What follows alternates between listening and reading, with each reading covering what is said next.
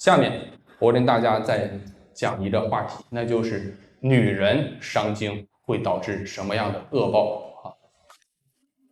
我刚才讲了，因为在座的80%的是男同胞，我刚才重点是讲的男性的伤经。那么女性伤经一共分为4点，对身体的损伤也非常严重。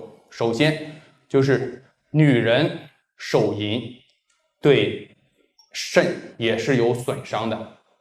这种损伤呢，实际上最直接的外在体现，那就是毁容。我在临床中治过好多这样的女孩子，她因为她当时不好意思说，她在给我的信中她说她从很小的时候接触这些色情的这些文学就开始染上这个恶习，结果她的一个外在表现是什么呢？头发大片大片的脱落，脸上长痤疮。我们都知道女人是很爱美的，脸上长痤疮是非常对她自己的这个自信心也是非常打击的。而这种女人的就肾气不足的女人长的痤疮有这么几个典型的表现第一个集中在下颌周围，因为下颌代表的是肾，集中在这儿。第二点，这个痤疮的这个深度很深，是暗疮，就是根儿特别深。然后呢，颜色呢是晦暗的。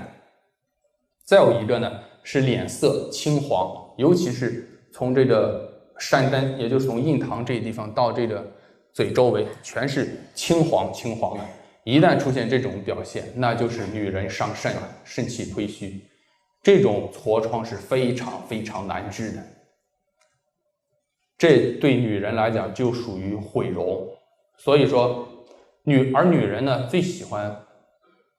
最在意的实际上就是自己的容貌，而她所做的这个伤经的事情呢，恰恰就是对自己容貌的极大的损伤，这是第一点。第二点呢，实际上就是女性是属于一种被动状态，尤其在现在这个社会是男人占主导的这个社会。对不起不是男人占主导，实际上女人也很重要，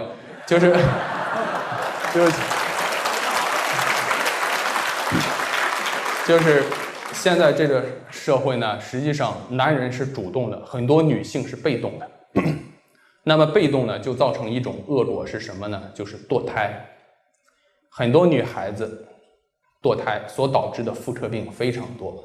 我在临床中所遇到的25岁到35岁这个年龄段，也就是80后70末这段时间出生的这个群体找我看妇科病的80%都有过堕胎的历史，而且凡是有过堕胎的这种情况的女孩子的妇科病都是非常非常难治的。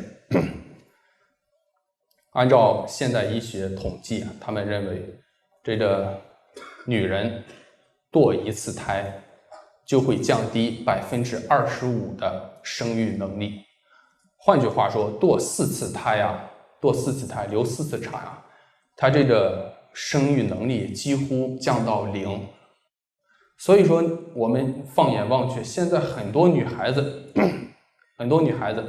怀着孕就流产滑胎，然后胎死腹中，这是什么原因？这实际上就是她自己对自己这个生命以前不负责任，以前有过堕胎的历史，就非常容易产生这种情况。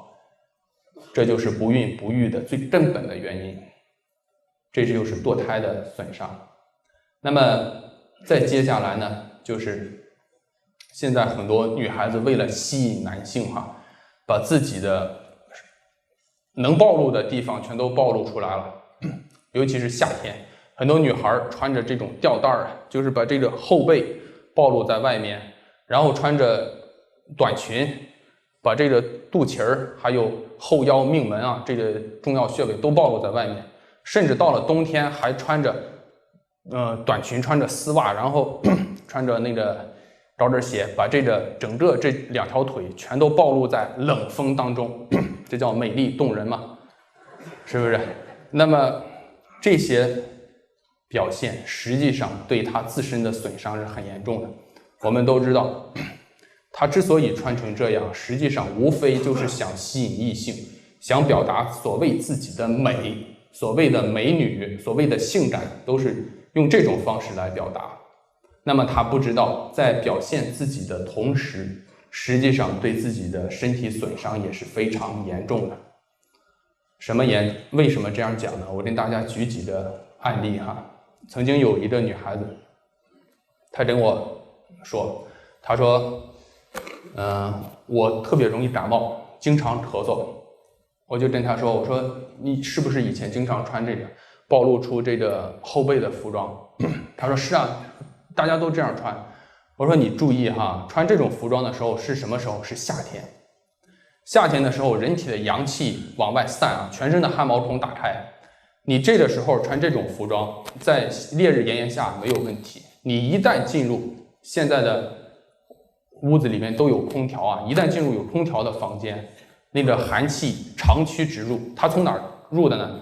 从这个后背的大椎穴，大就是大小的大，椎呢就是锥子的锥，那个用木字边，大椎穴。从这个大椎穴一下子就进入你的身体，直接损伤肺气。一个人肺气一不足，将来就百病丛生，特别容易感冒。这是他第一点啊，这是穿吊带对身体的损伤。第二点呢，就是穿这个低腰裤，把这个我们中医所认为宝贵的丹田，还有后面宝贵的这个命门这两个大穴暴露在外面，所得到的这个结果是什么呢？就是不孕不育，也叫子宫寒。我们都知道，所谓子宫啊，就是胎儿所住的这个房间啊，叫做子宫嘛，胎儿在娘胎里面嘛，对吧？他住的处所就是孩子的宫殿，叫做子宫。假如说这个屋子又寒冷又潮湿的话，这个孩子住在里面是非常难受的，是住不下去的。那么呢，就会导致这个子宫寒这种表现，将来呢就会出现一种反应，那就是胎死腹中。我们观察现在有很多女性怀孕3个月、4个月，甚至到了6个月、7个月的时候，都会出现小产。为什么？因为这个子宫寒气很重，气滞血瘀所导致的。第三个呢，就是短裙所导致的就是下肢暴露在外面，让寒冷的空气一吹，然后这些经络同时受到闭阻。最重要的是肝经和肾经闭阻。